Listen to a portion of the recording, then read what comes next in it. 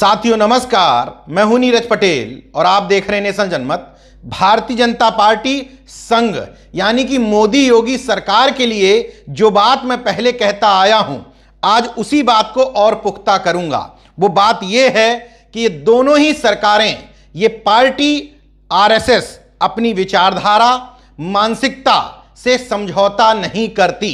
Clear cut इनको पता होता है कि किसका वोट लेकर के किसके लिए आए हैं, मतलब किसके वोट से सरकार बनी है और किसको हमें फैसिलिटेट करना है, वो ये नहीं भूलते। मतलब अपने लोगों को लाभ पहुंचाने में कहीं भी पीछे नहीं रहते हैं। सरकार में 4 लोग ताकतवर माने जाते हैं, सीएम, 2 डिप्टी सीएम और बीजेपी के उत्तर प्रदेश के प्रदेश अध्यक्ष। 2 बैकवर्ड हैं, 2 सवर्ण हैं। योगी आदित्यनाथ के काम करने का तरीका, अपने लोगों को ट्रांसफर पोस्टिंग समेत तमाम चीजों में लाभ पहुंचाने का तरीका, पंडित दिनेश शर्मा जिनके पास माध्यमिक और उच्च शिक्षा जैसे विभाग हैं, ठोक करके अपने सजाती लोगों को किस तरीके से उन्होंने उच्च शिक्षा में सेट किया, इन सब बातों को लेकर के उनके जातिवाद पर सवाल तो उठा सकते हैं, लेकिन सीखने की जरूरत है कि कैसे अपने लोगों को लाभ पहुंचाया जाता है। भारतीय जनता पार्टी किसकी सरकार है ये मैं पहले बताता आया हूं, अब एक उदाहरण से और आपको समझाता हूं।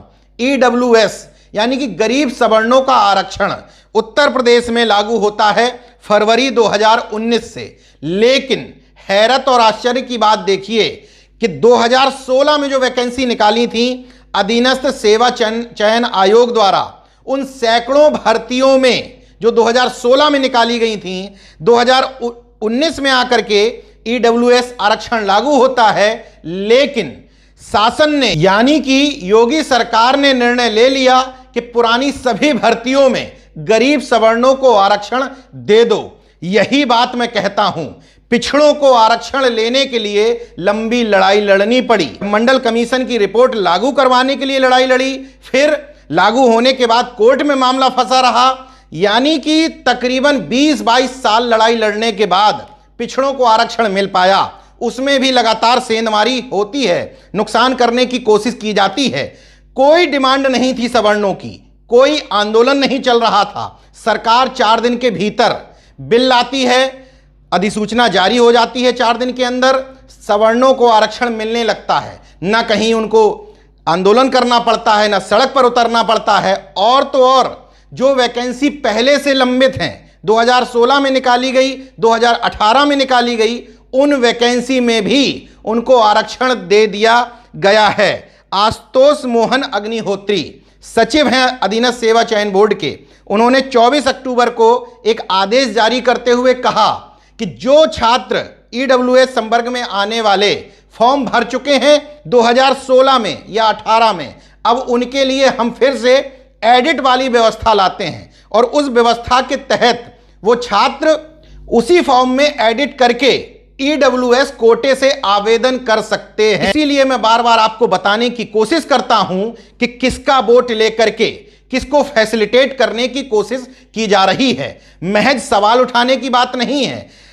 पिछड़े और दलित वर्ग के तमाम सारे नेताओं को इनसे सीखने की जरूरत है। इस जातिवाद को मत सीखिए, लेकिन उस वर्गवाद को सीखिए कि आखिर आप किनके लिए सत्ता में आए हैं, किन कमजोर और वंचित वर्गों को आपको लाभ पहुंचाना है। ज्यादा से ज्यादा पिछड़े और दलित वर्ग के नेता अगर सोच पाते हैं तो अपनी जाति के लिए, वो भी संस्थानिक स्तर पर नहीं, असिस्टेंट प्रोफेसर की भर्ती, अन्य बड़ी बड़ी भर्तियों में जातिवाद नहीं कर पाते हैं। सामान्य तौर पर ऐसा जातिवाद करते हैं जो लोगों को सामने दिखाई देता है, पीढ़ियों में उससे कोई सुधार विशेष नहीं होता है।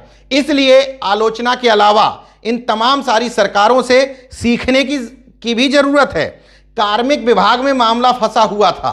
कार्मिक विभाग के अपर मुख्य सचिव बनते हैं देवेश चतुर्वेदी जी। उन्होंने मामला सुलझा दिया, कह दिया कि भले ही 18 फरवरी 2019 को शासनादेश जारी करके उत्तर प्रदेश में ईडब्ल्यूएस आरक्षण लागू किया गया, लेकिन उससे पहले की वैकेंसियां जिनमें अभी तक रिटन परीक्षा नहीं हुई है, दे दो आरक्षण, बिना मांगे दे दो।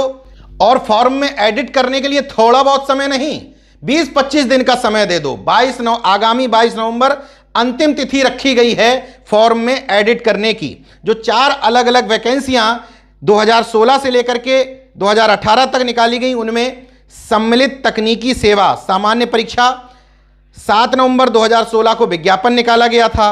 सम्मिलित अवर अभियंता यानी कि जेई एवं उप वास्तुविद सामान्य चयन परीक्षा 27 दिसंबर 2016 को विज्ञापन निकाला गया था। सम्मिलित अवर अभियंता संगणक एवं फोरमैन 30 अक्टूबर 2018 को विज्ञापित किया गया था। राज्य कृषि उत्पादन मंडी परिषद संयुक्त संवर्ग 28 दिसंबर 2018 को विज्ञापन निकाला गया था। तब तक ईडब्ल्यूएस की घोषणा नहीं हुई थी, लेकिन इनमें भी आरक्षण दे दिया गया। कुछ लोग तो दबी जुबान कह रहे हैं कि कहीं सरकार अब ये निर्णय न ले कि आज़ादी के बाद से अब तक जितनी भर्तियां हुई हैं उन सब में ईडब्ल्यूएस का आरक्षण दे दो। इस मूल अंतर को समझना है। बार बार जो मैं बात कहता हूं, आप अपने जाति के डीएम या मंत्री विधायकों के हिसाब से सरकारों का आकलन मत करिए। सरकार नीतियां किसके लिए बना रही है, फैसिलिटेट किसको कर रही है, सरकारी वैकेंसियों के निर्णय किसके हिसाब से निकाल रही है, सरकारी वकीलों में किसको नियुक्त कर रही है, इन तमाम सारी चीजों को, यूनिवर्सिटीज की नियुक्तियों को खोल करके देखेंगे, समझ में आ जाएगा कि सरकार किसका वोट लेकर के किसको सुविधा पहुंचाने के लिए काम कर रही है। देखते रहिए संजन मत, जागरूक और सजग बने रहिए। जय विज्ञान, जय संविधान, जय लोकतंत्र। धन्यवाद।